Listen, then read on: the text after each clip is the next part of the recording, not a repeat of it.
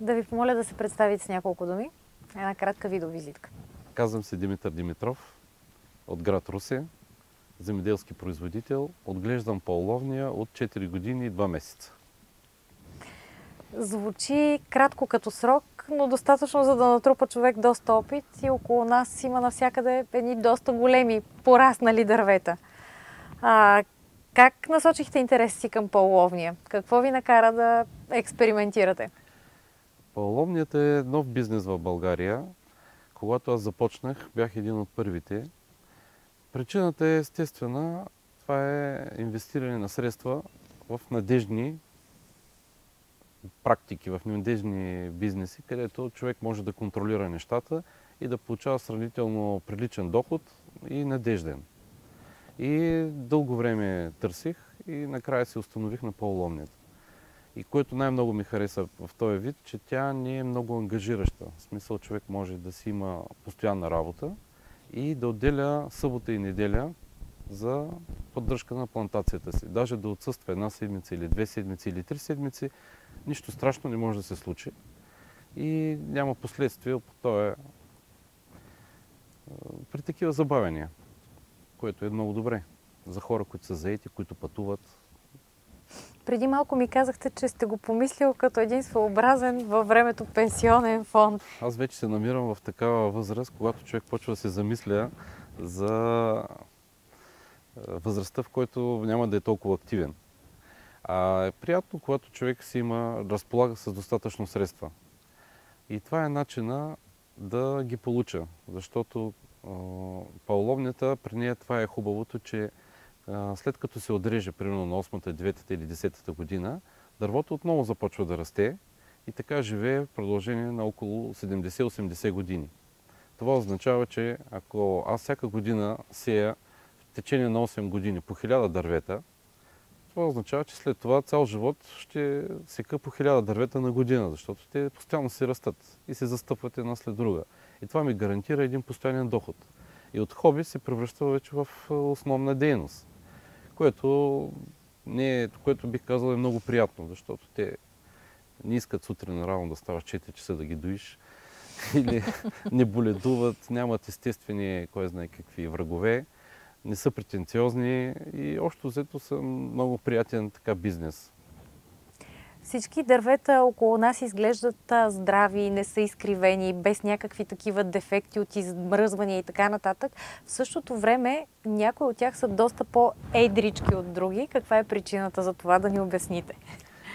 Значи, като започнахме да съдим, се оказа, че аз си поръчах едни хибриди, които са бързо растящи. Това са хибрид между томентоса и елонгата. Томентосата е студоустойчива, а елонгатата расте бързо. И при кръстоска се получава един студоустойчив вид с бърз растеж. Но явно в партидата са се промъкнали няколко чисти томентоси, които наистина са много студоустойчиви, но те растат много по-малко, много по-бавно. И много хора правят тази грешка, като започват своя бизнес, като правят плантации. Закупуват, може би, даже по-евтин вариант или семена, купуват чисти томентоси, използват хибриди, които са бързо растящи. След това им излиза доста лоша шега, бих казал, им прави, защото томентосата расте доста по-бавно. И за индустриални цели, именно като бизнес интерес, е по-добре да се купуват хибриди и то именно от проверени места, където хора действително доказват, че действително притежават такива сортове и имат такива плантации. Това гарантира успех. Безспорно е така. Само че човек в началото, тръгвайки ентусиазирано да събира информация, може би не попада на най-подходящата и така с течение на времето, на принципа на пробите и грешките се учи. Обгрижването на плантацията и грижите за дърветата, на какво ви научи за тези няколко години? Мисля, с какво са свързани, да наречем, айде не ежедневните, но сезонните грижи, така че да се развива добре и да има добър резултат от инвестицията? Особено на този етап, както са тези дървета, обгрижването вече е минимално. Практически само се подразват някои долни клончета, само пролетно време, което буквално е за 3 дена за тези 45 декара, които са тук. Повече тази плантация не изисква обгрижване. Тя не се полива, не се пръска, не се реже. Обгрижването е свързано основно първата и втората година. И частично третата година, тогава има повече внимание. След това, общо взето, освен да им се радва човек, няма какво повече да се прави. Стана дума и в предварителния ни разговор, но ще е хубаво да го кажете с няколко думи и сега. По отношение на почвите, вие самия казахте, че почвата, на която е създадено това насаждение, може би не е най-подходящата, но въпреки това дава добър резултат. Да, точно така е. Павловнията расте на всякакви почви, но колкото е по-богата почвата, колкото повече хранителни вещества има, толкова по-добре и расте. Тя не обича глинисти почви. Значи и не обича заблатени места, където има много вода, където почвата държи водата. Тя обича пропускливи почви, именно които са богати повече на пясък, които песъчливи. Тази не е такава обаче. Тази не е такава. Това е, бих казал, доста лош категория, ниска категория почва, но въпреки всичко тя расте и тук. Един вид при правилно отношение, при добри обработки на земята се получават едни добри резултати. Така че бих казал, че това е един образец за една средно ниво. И във всички случаи има и по-добри плантации, които и по-добре растат, което основно зависи от почвата. Но се вижда, че дори при не най-идеална като показатели почва може да има добри резултати. Да, това е шеста категория земя. Относително бедна, по-висока даже бих казал и на глина, но въпреки всичко нещата се случват. Вашата плантация се намира в Северна България. Да. Има много твърдения за това, че дървета от подобен вид могат да виреят предимно на юг. Мръзнат ли през зимата? Действително е така. Русе е един от градовете с най-ниски температури през зимата. 2011 година, когато беше направена тази плантация, беше точно една от тези екстремални зими. Температурите стигнаха до минус 24, минус 25 градуса и то в продължение на няколко дни. Аз бяхме засели, плантацията беше на една година, писал на 6 месеца и бях доста така разтревожен, че ще замръзне, но пролетта тя презимува нормално и пролетта се раззелени, тръгна да расте и както виждате нямаме нито едно дърво измръзнало. Според вас големия потенциал на павловнията в различни посоки, специално за територията на България, за какво може да се използва най-добре тя? Дали за добив на дървесина, дали по отношение на приложения за биомаса, дали в земеделието по някакъв начин за кръстосано земеделие и така нататък, комбинация с други дейности, като пчеларство или и аз не знам. Всичко, което го казахте, на всички тези направления може да се използва. Практически едно такова дърво, което в случая тези дървета са предназначени за получаване на техническа дървесина за дъски. Но, значи, това се използва ствола. Ако да речем след 8-9 години, на 8-9 години едно дърво излява 0,8 до 1 куб само от ствола му, то точно толкова има и в короната. Фактически ствола се използва за дъски, а короната се използва за пелети, за биомаса. Така че използва се и това, и това. България има, като всяка страна в Европа, абсолютно същото приложение. Какво имам предвид? Приложенията са много. Примерно, правят се кошери от тази дървесина, защото тя е лека, не се пука, има много добри топлоизолационни качества. Има хора, които използват в индустрията, примерно правят плувки за риба. Примерно, също се правят павловнията. Има най-различни сфери на промишлеността, които използват павловнията. В България това не се прави по една единствена причина, защото няма все още суровина. Никой не предлага павловния като краен продукт, като дървесина. Няма все още предложение, затова няма и реален разработен пазар. Кога ще се натрупа тази първоначална дървесина? След още 4-5 години? Минимум Смятате ли, че ще може по някакъв начин да се разработи наистина пазар, който да поема произвеждането на тези неща? Аз съм повече от убеден, защото има вече доста големи плантации. Има доста големи инвеститори, които дойдоха в България и направиха плантации с една единствена цел. Те искат да се направят и производство тук. Те реално ще построят заводи, които ще правят дограми, тъкопакети, врати, всякакви облицовки, всякакви видове обработки. Но на тях им трябва суровина. Те отиват, всеки производител отива там, където е суровината. Където има суровина, там има и следващия етап на производство. Няма суровина, няма производство. Това е простата логика на икономиката. Абсолютно така е. Добре, при наличието на такъв богат потенциал на този бързо растящ вид, при положение, че това може да пощади наистина пък естествените ни намаляващи гори. Точно така. Това е основният...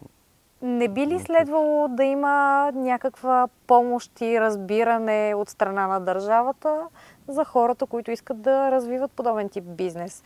Той, освен че чисто икономически може да донесе реални приходи, нали, има и абсолютно екологично измерение. Точно така е. Това е заместителя за унищожаването на нашите гори, защото павловнията не само, че бързо расте, тя е тополата бързо расте. Но това се счита за много ниско качествена дървесина. Качествата просто. А павловнята има много добри качества. Затова тя в голяма степен може да замести местните видове и да се спре изсичането на горите. Държавата, да, би трябвало да поощрява подобни практики, но за момента няма подобно отношение. Всеки иска да помощ. Ние не се надяваме на нея, просто разчитаме на собствените си сили. И ако някога някой реши от управляващите, че това е интересно и наистина създава доста и стабилност в държавата, носи доходи, защото тази дървесина създава работни места. Рано или късно всички тези плантации те ще започнат да се режат. Рано или късно те ще влязат в български заводи, в български производства, дай Боже, а не само да се изнасят. И в един момент тази индустрия ще бъде подпомагана. Но иска се време, явно. Дано времето да помогне за това да се развие някаква дълновидност, защото би било полезно. Да. Вашите лични наблюдения по отношение на интереса. Преди 4 години павловния звучеше като екзотично име, сега вече се срещат все повече хора, които знаят какво стои зад това понятие. Така е. В началото много по-плахо хората влизаха, защото това е нещо ново, нещо неизвестно, рисковано. Все пак това са вложения, които са за средносрочен период. Първите доходи идват след 8-та, 9-та година, а 8 години само трябва да даваш и да се трудиш, което си изисква определена смелост. Но все повече и повече хора виждат смисъл в развитието на инвестирането в такъв вид бизнес. Малки стопани ли са това или по-скоро по-големи инвеститори? Постоянно и малки, и по-големи. Което всеки колкото си има човека 10 декара, каза имам 10 декара, мога толкова да засея. Това е положението. Би било хубаво да кажем нещо във връзка с чуждия опит. Конкретно ще попитам за нашата северна съседка Румъния. Там също има много площи засети с там има истински бум на павловнията. Те имат по-горчив опит. Ние заедно с тях първите плантации правихме, но при тях абсолютно всички плантации, които засяха 2010-2011 година, измръзнаха. Именно зимата, за която говоря, когато и аз засях, беше много студено и на практика нито една плантация не оцеля при тях. Защото те използваха грешните сортове. Те използваха испански и южни хибриди и сортове, които издържат на при по-ниски температури замръзват. И имаха доста сериозни проблеми. Там се получи по-некоректно, може би, предлагане. Самите фирми, които предлагаха разсада, разчитаха на топли зими и показваха едни параметри на павловнията, които бяха нереални. И в един момент това беше наказано. Докато нашите видове, това е единствената плантация, която е до Румъния и много често имаме по 15-20 минимум делегации, особено пролетно време от Румъния и никой не вярва, че това е оцеляло при тези студове. Аз затова бях принуден да отрежа едно дърво, защото те не вярваха, че тези дървета са на тези години. Бях принуден да го отрежа, да се видят, да се проброят кръговите, да се докаже, че действително това е съдено тогава и е на толкова години. Това дърво вече е успяло, как да се казва, да рекултира. Да, това е един вид да се покаже какво се случва след като се отреже дървото. Едно дърво отрязано на 4 години, дали е на 4 или на 8, резултатът е същия. Как наново тръгва и какво се случва. Защото на теория всички сме го чели, но никой много малко се вижда. По този начин най-добре. Добре. Какво можем да кажем срещу главния аргумент на повечето зелени организации, свързан с инвазивността и на паловния в определени региони? Е ли опасна тя за България? Да, в Америка, в щата Флорида тя е забранена. Това е вярно. Там е тропик и там действително тя е инвазивна. Но в България, в Русия има палоловни на 50 години и в парковете и ние не сме видяли никъде да е поникнала така самостоятелно. Както има едно голямо дървото. Всяка година хвърля милиарди семена и от тези милиарди семена ние не виждаме нито едно пораснало дръвче. Повече от това не знам какво да ви отговоря. Не, това е напълно достатъчно. Един вид трябваше до сега целия Русия да сме само от паловния до паловния. Нали? Защото едно дърво, те са много богати на семена. Те милиарди, едно дърво милиарди дава. Добре, а и доколкото, т.е. правилно ли се ориентирам и в това, че когато пък бизнеса използва хибридни видове, те пък съвсем не могат да бъдат потенциално опасни като инвазивни, защото... Хибридните видове, ето показвам ви, няма нито едно семе. Те просто не дават семена. Те цъфтят, но не дават семена. Дават семена само томентосите, само класическите видове. По отношение на пчеларството, казахте ми, че вие самия нямате кошери наоколо, но пък ваши съседи са доволни. С 2 изречения да ми го кажете и приключваме. Да, действително е много медоносно, има много цветове и просто и мирише много хубаво. Буквално, не знам дали сте мирисали цвят, като парфюм е. Буквално парфюм. Имам съсед, който е на 100 метра от мене с пчели и е много щастлив. Всеки път ми носи по 3 кг мед, като ме види, без пари. Защото наистина меда му е много вкусен и има особен аромат, който е много приятен. Има много пчелари, които идват, ограждат се пчелите с палоловния. Мисля, купуват се примерно там 30 дървета, 50 дървета. Пчелина, цялата територия, която е 2-3 декара, се огражда. Това е доказано. Тя е в книгата на пчеларите за едни от медоносните видове, така че това са вече известни факти. Добре, благодаря много.